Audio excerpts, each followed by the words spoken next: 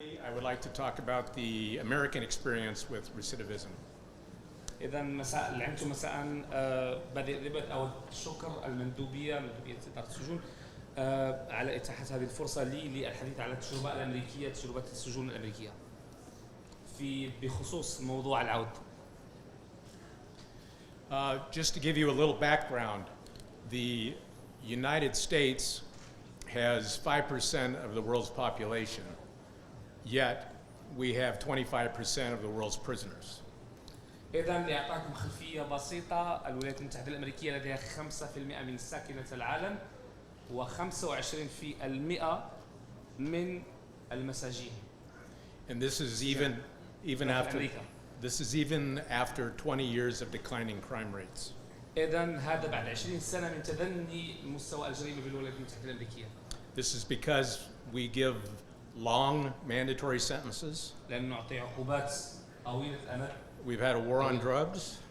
لدينا حرب كبيرة على المخدرات. Very violent crime. جرائم عنيفة جدا. And a lack of a social safety net. ونقص في مستوى الأمان داخل المجتمع. Criminal justice in the United States is also a political issue, and in the past, it's leaned towards punishment versus rehabilitation. إذن الموضوع العدالة الجنائية في أمريكا هو موضوع مسيس وتم توجيهه نحو العقوبة بدل الإدماج أكثر شيء. So finally, the United States is doing more rehabilitation and has finally awakened to the idea of reintegration. وفي السنوات الماضية القليلة قمنا بالتوجه والعمل أكثر على إدماج السجناء عوض العقوبات القاسية. Unfortunately, the recidivism rate in the United States, which we base on rearrests after 3 years. Sorry, sir? Rearrests. If you're arrested again in 3 years. So punishment is more. إذا تم اعتقال الشخص الجانح بعد 3 سنوات من إطلاق السراح من جرم ما، فالعقوبة ستكون أكثر بكثير من العقوبة السابقة. So our recidivism rate is roughly 66%. إذا نسبة العود في الولايات المتحدة الأمريكية 66%.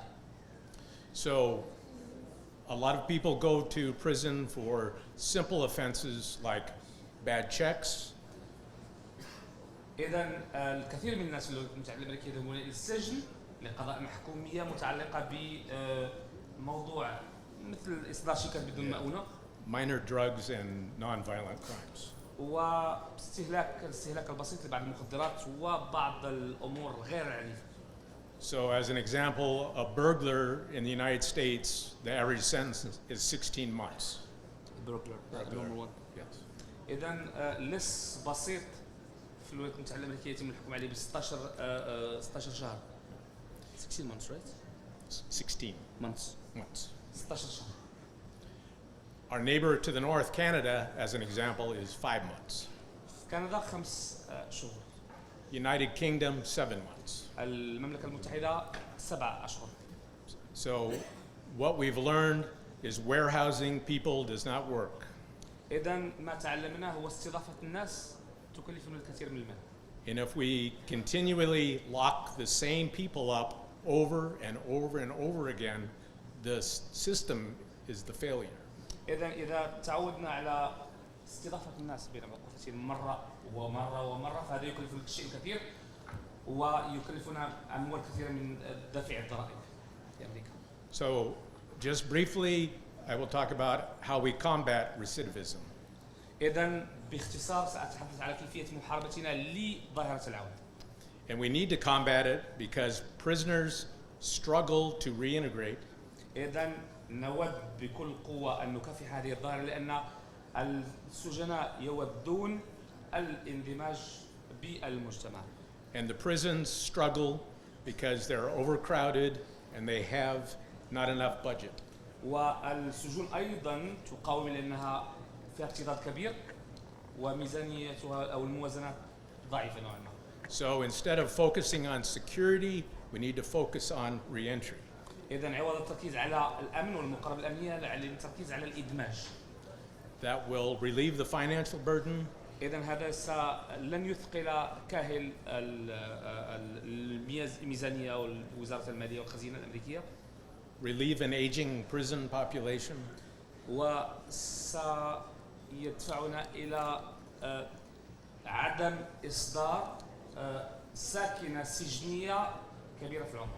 and if we have programs it also reduces radicalization and stress on our correctional officers. وإذا كان لدينا برامج تدريبية فهذا سيقلل من ظاهرة التطرف داخل السجون وداخل المجتمع. So we need to break the cycle. إذن يجب علينا أن ندور في هذه الحلقة. So what are the barriers to reintegration? إذا ما هي بعض العراقيل والحواجز في مسار إعادة الإدماج؟ One are housing options in the United States. A lot of people will not rent to ex-prisoners. إذا مسألة مهمة جدا. الناس لا يودون كراء الشقق لسجناء سابقين. Even government housing often will not rent to. وحتى السكن الحكومي المقدم من طرف الحكومة في إطار المساعدة الاجتماعية حتى هو بين قوسين. And the third is the employment. Ex-prisoners cannot get work. وحتى على مستوى التشغيل السجناء السابقون صعب جدا عليهم أن يحصلوا على فرص وظيفية. Many people put a stigma on ex-prisoners. إذا الكثير من الناس يضعون وصم عار على السجناء السابقين. So what happens? The prisoners get low-wage jobs, and then they cannot support their families. إذا ما يحصلوا أنه عندما يخرج الشخص من السجن يحصل على أجر ضعيف جدا وبالتالي لا يمكنه إعالة العائلة. And the third issue is education. المشكلة الثالثة هي مشكلة التربية.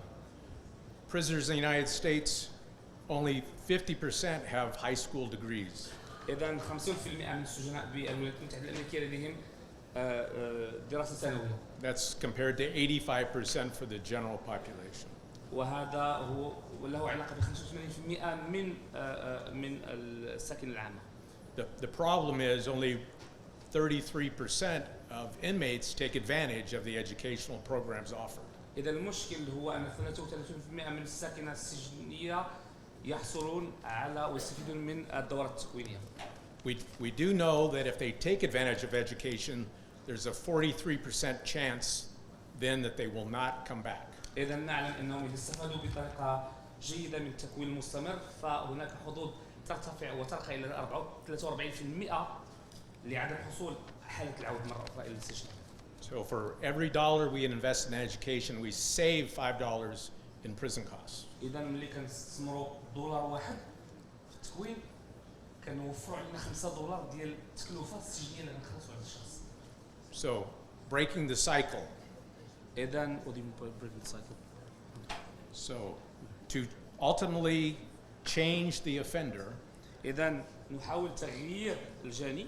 we must include reentry, خاصنا ناخذ بعين الاعتبار الإدماج academic, vocational, social and psychological support. إذا دعم أكاديمي، تكوين مستمر، دعم اجتماعي ودعم نفسي. First off, preparation. So from day one, عن طريق تجهيز من أول يوم. we start with an individual plan for that prisoner. إذا نبتدئ ببرنامج مشخصا لهذا الشخص بطريقة فردية. 2, on transition. إذا المسألة الثانية نشتغل على الانتقال.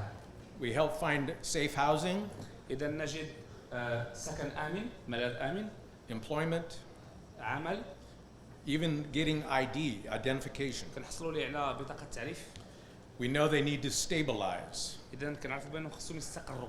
So we need to make sure there's a continuum of care in either transitional housing, halfway houses, إذا نحاول توفير مرحلة انتقالية، سكن انتقالي اللي كيخرج الشخص من السجن ما كيخرجش يمشي للزنقة. or drug treatment centers. إذا مراكز محاربة الإدمان. And the final thing is communication. والتواصل. The correctional officers need to build relationships with those prisoners. إذا الضابط المسؤول داخل السجن خصو يبني علاقات تواصل علاقة تواصلية مع السجين. So we've come across that 6 evidence-based practices working together will work. إذن هناك 6 ممارسات فضلة أو تطبيقات فضلة اللي كنشتغلوا عليها. One, we need to do a risk assessment. إذن رقم 1 هو تقييم الخطر. And this is only for medium to high prisoners. إذن هذا فقط مع السجناء المتوسط الخطورة والعالي الخطورة. We found that low-level prisoners do not benefit from these kind of programs. تلقوا بأنه السجناء اللي عندهم خطورة أقل لا يستفيدون من هذا النوع من المقاربات ومن التكوينات. So we need to predict future reoffending behavior. إذن نستبق سلوك الإجرامي لشخص. And we also need to do a criminogenic assessment. وكنديروا نوعا ما واحد تقييم جيني إجرامي للشخص. So why are they breaking the law? علاش نتسألوا علاش لماذا يخرقوا هاد الأشخاص القانون؟ We'll also do individual motivators. إذن بالنظير تحفيز بالنظير. Target the appropriate intervention. وكان نختاروا التوجه وطريقة التعامل المثالية مع الشخص. Cognitive behavior interventions to rewire the brain. إذا كنحاولوا نوعا ما نلعبوا على المخ والوعي ديال السجين. Increase positive reinforcement.